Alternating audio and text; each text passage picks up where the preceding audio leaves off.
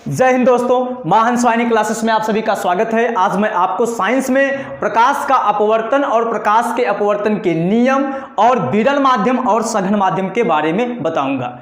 देखिए, विरल माध्यम और सघन माध्यम होता क्या है। ये दो माध्यम होना जरूरी है, तभी एक विरल और दूसरा सघन कहलाएगा। जैसे हम कहें आपकी हाइट ज़्यादा है तो आपके मन में ये आएगा, सर मेरी हाइट किससे ज़्यादा है, मैं किससे बड़ा हूँ। अगर हम ये कहें कि आप ज़्यादा खाते हैं तो आपके मन में ये आएगा, सर मैं किससे ज़्यादा खाता हूँ या किससे कम खाता हूँ। इसका मतलब कम से कम दो लोग होना जरूरी है। ऐसे विरल माध्यम और सघन माध्यम कहलाने के लिए दो माध्यमों की जरूरत पड़ती है। अब माध्यम में क्या आता है, जैसे मान लीजिए एक वायु ले लिए, ठीक ना, एक वायु ले लिए, दूसरा आप मान लीजिए कांच ले लिए, ग्लास ले लिए। ये एयर हो गया एक वायु और दूसरा ग्लास कांच हो गया, ठीक ना। तो या एक और मान लीजिए माध्यम ले लिए, जल ले लिए, जिसे आप वाटर बोलते हैं।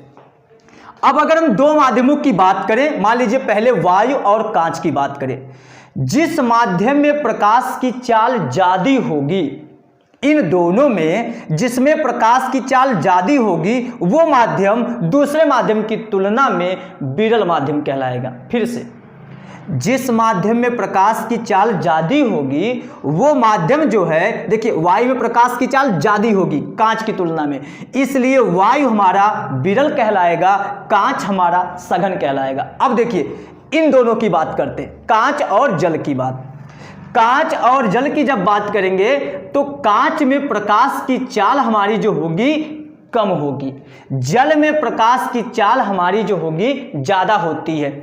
इसलिए ये जो हमारा माध्यम है, कांच में प्रकाश की चाल क्या है, कम है ना, कांच में प्रकाश की चाल कम होगी और जल में प्रकाश की चाल ज्यादा है, इसलिए कांच अब हमारा क्या कहलाएगा, इसकी तुलना में सघन कहलाएगा और ये वाला हमारा विरल कहलाएगा। अब अगर हम वायु और जल की बात करें तो वायु में प्रकाश की चाल जल की तुलना में ज्यादा है, इसलिए वायु हमारा विरल होगा, जल यहाँ पे सघन होगा। अब बताइए, अभी जब इसकी बात किए तो ये सघन था, इसकी बात किए थे, इसकी बात किए तो ये सघन था, और जब इससे बात किए तो ये सघन हो गया। इसका मतलब जब इनकी बात करें तो ये सघन था, ये विरल था, तो क्या ये जिंदगी भर विरल था? नहीं, वो डिपेंड करता है कि दो माध्यमों में किसमें प्रकाश की चाल ज्यादा है, किसमें प्रकाश की चाल कम है। ये आपको क्लियर हो गया होगा। अब हम बात करते हैं विरल और सघन में। ये जो होता है, किसी माध्यम की विरलता और सघनता जो होती है उस माध्यम के घनत्व पर नहीं निर्भर करती है। घनत्व का मतलब आप समझते हैं कि घनत्व बराबर होता है, घनत्व बराबर क्या होता है, घनत्व बराबर द्रव्यमान बटा क्या होता है, आयतन। तो किसी माध्यम की विरलता और सघनता जो होती है उसके घनत्व पर निर्भर नहीं करती है। इसका मतलब उसके द्रव्यमान पर नहीं निर्भर करेगी और उसके आयतन पर निर्भर नहीं करती है, इसीलिए उसके घनत्व पर निर्भर नहीं करती है। इसका मतलब क्या है, आप जल ज्यादा ले लिए, उसका द्रव्यमान ज्यादा बढ़ा दिए, उसका आयतन ज्यादा कर दिए, तो इसका मतलब ये नहीं है कि वो अगर विरल था तो अब सघन हो जाएगा, ठीक है। तो घनत्व पर वो निर्भर नहीं करता है। अब ये आपको क्लियर हो गया होगा विरल माध्यम और सघन माध्यम। अब चलते हैं प्रकाश का अपवर्तन में। अच्छा, इससे पहले हम आपको बताते प्रकाश का परावर्तन जब हम आपको बताए थे तो वहां पे एक हम दर्पण लिए थे, समतल दर्पण, जिसमें एक पालिश ऐसे किए थे, ठीक है। यहां से अगर कोई प्रकाश किरण आती है, मान लीजिए जिस बिंदु पर पड़ती है वहां पहले हम अभिलंब खींच लेते थे, ठीक ना, अभिलंब खींचते थे। अगर ये कोई प्रकाश किरण आ रही है उस बिंदु पर, जिसे हम बोलते हैं आपतित किरण, और यहां से ये उतने ही कोण से अभिलंब के साथ चली जाती है, इसे बोलते थे परावर्तित किरण। तो यहां पे ये हमारा आपतन कोण बनता था, ये परावर्तन कोण बनता था, इसे आपतन बिंदु कहते थे। और ये हमारा होता है प्रकाश के परावर्तन में, जिस माध्यम से प्रकाश किरण आती है उसी माध्यम में जाती थी।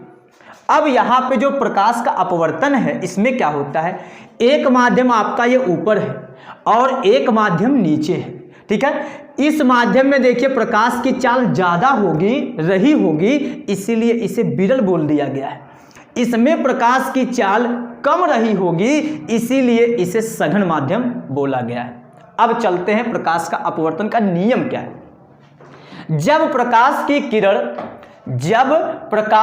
किरण किसी एक समांग माध्यम से चलकर, देखिए जब प्रकाश की किरण किसी एक समांग माध्यम से चलकर, अगर इसे आप मान लीजिए वायु ले रहे हैं, इसे वायु ले रहे हैं, मान लीजिए वायु से चलकर दूसरे माध्यम में प्रवेश करता है, देखिए दूसरे माध्यम के अंदर जा रहा है, ये मान लीजिए जो आप माध्यम लिए हैं, मान लेते हैं ये कांच है, ठीक ना, ग्लास, ठीक है। जब प्रकाश की किरण एक माध्यम से चलकर दूसरे माध्यम में प्रवेश करता है तो दोनों माध्यमों के पृथककारी तल से, यहां देखिए जो उसका तल है, दोनों माध्यमों के पृथककारी तल से अपने मार्ग से कुछ विचलित हो जाता है। ये बताइए, प्रकाश की किरण को ऐसे सीधा जाना चाहिए था ना, ये इसको ऐसे सीधा जाना चाहिए था, लेकिन ये सीधे ना जाके अपने मार्ग से कुछ विचलित हो जाती है।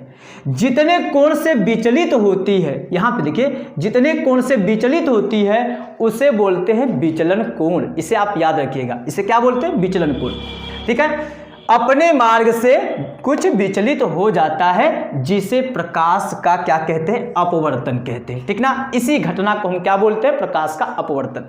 तो प्रकाश के परावर्तन में उसी माध्यम में वापस होती थी। इसमें क्या होता था, दो माध्यम की आवश्यकता पड़ती थी, और ये हमारी जिस माध्यम से गई है, देखिए दूसरे माध्यम में प्रवेश की और यहां से सीधे ना जाके ये अभिलंब की ओर झुक गई है। या तो ये अभिलंब की ओर झुकेगी या तो ये अभिलंब से दूर भागेगी। अगर ये विरल माध्यम से सघन माध्यम में जा रही है तो ये अभिलंब की ओर झुकेगी, अगर ये सघन से विरल में जा रही है तो ये अभिलंब से दूर भागेगी, ठीक है। अब बात करते हैं, ये जो हमारी किरण है इसे हम आपतित किरण यहां पे भी बोलते थे, यहां पे भी आपतित किरण बोलेंगे। इसे हम बोलते हैं अपवर्तित किरण, जबकि यहां बोलते थे परावर्तित किरण, ठीक है। इसे क्या बोलते हैं, अपवर्तित किरण। और ये जो कोण होता है अभिलंब के साथ, इसे क्या बोलते हैं, अभिलंब बोलते हैं। ये जो कोण होता है इसे बोलते हैं आपतन कोण। क्या बोलते हैं, आपतन कोण बोलते हैं, ठीक है, आपतन कोण।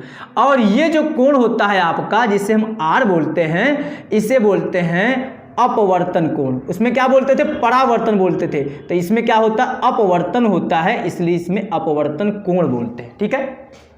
बाकी ये माध्यम को आप समझ गए। ये जो बिंदु होता है जहां पे आपतित किरण और परावर्तित किरण अपवर्तित किरण मिलती हैं, उसे हम बोलते हैं आपतन बिंदु, ठीक है। अब चलते हैं प्रकाश के अपवर्तन के नियम पर। देखिए, प्रकाश के अपवर्तन के जो नियम होते हैं, दो नियम है। देखिए, प्रकाश के अपवर्तन के दो नियम होते हैं। फर्स्ट नियम है, आपतित किरण, अपवर्तित किरण तथा आपतन बिंदु पर खींचा गया अभिलंब तीनों एक ही समतल में या तल में स्थित होते हैं। ऐसे ही प्रकाश का परावर्तन का जो नियम था वो भी दो था। उसमें था आपतित किरण और परावर्तित किरण, और आपतन बिंदु पर खींचा गया अभिलंब तीनों एक ही तल में या समतल में होते हैं। सेम ऐसे ये भी है। यहाँ पे देखिए, आपतित किरण ये और अपवर्तित किरण ये वाली है, और आपतन बिंदु ये है। तीनों देखिए, आपतित किरण, अपवर्तित किरण और आपतन बिंदु पर खींचा गया अभिलंब तीनों क्या होते हैं, एक ही समतल में या एक ही तल में होते हैं। ये आपका हो गया प्रकाश के अपवर्तन का पहला नियम। इतनी बात क्लियर ना। दूसरा नियम जो होता है प्रकाश के परावर्तन में, दूसरा नियम था कि आपतन कोण और परावर्तन कोण दोनों बराबर होते हैं। इसमें क्या होता है, किन्हीं दो माध्यमों के लिए, इसमें तो बताइए अपवर्तन की घटना में दो माध्यम जरूरी है, परावर्तन की घटना में केवल एक माध्यम की आवश्यकता होती थी। किन्हीं दो माध्यमों के लिए, ठीक ना, किन्हीं दो माध्यमों के लिए आपतन कोण की आपतन कोण क्या होता है भैया, आपतन कोण तो यही होता है कि अभिलंब के साथ प्रकाश की किरण जितने अंश के कोण से आती है उसे हम बोलते हैं आपतन कोण, ठीक है। किन्हीं दो माध्यमों के लिए आपतन कोण की ज्या का मतलब उसका साइन, तथा अपवर्तन कोण, अपवर्तन का मतलब अभिलंब के साथ जितने अंश के कोण से जाती है उसे बोलते हैं अपवर्तन कोण।